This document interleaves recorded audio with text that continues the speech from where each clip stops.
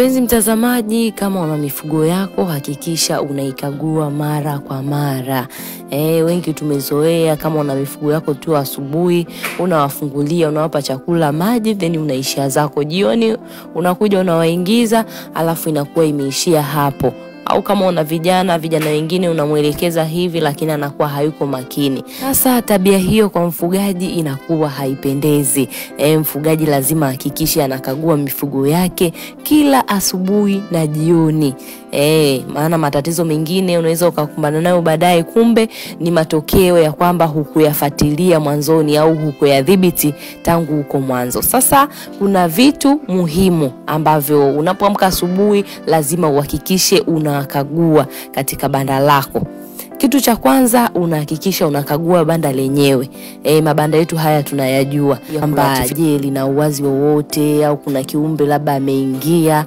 Sometime unaweza ukawa hujaangalia asubuhi au jioni, mara ukakutana na nyoka au kenge au paka, kumbe walishatengeneza uwazi wakawa wameingia. Mwisho wa siku unakuta kuku wako amekufa, kumbe we mwenyewe hukuwa umeangalia. Kwa hiyo ni muhimu sana kukagua banda. Kama lina ubovu wowote, kama limenyeshewa, kama ambao imeoza, ni muhimu sana kuangalia ili kuwalinda kuku wako, kuhakikisha wako salama muda wote.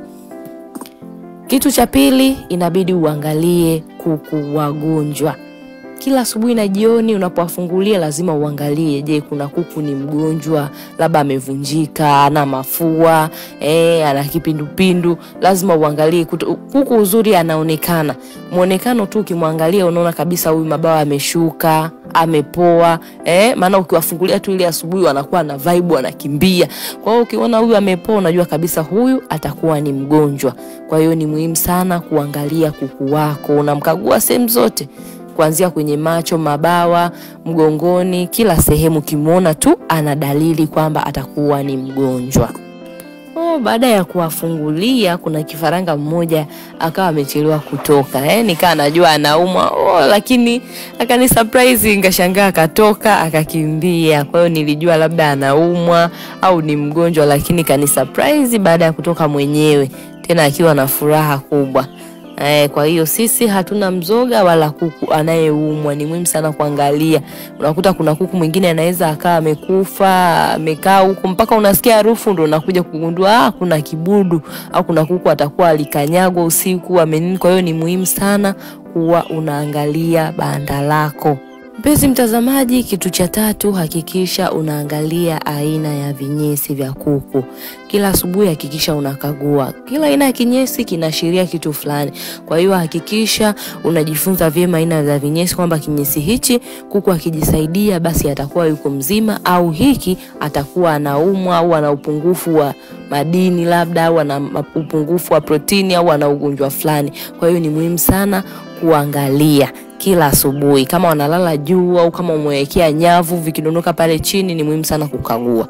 Kingine, hakikisha unaangalia mayai, hasa kwa wale kuku. Kama una kuku wanaotamia, mayai labda yalikuwa 10, unaangalia yapo 10 kweli au wamekula.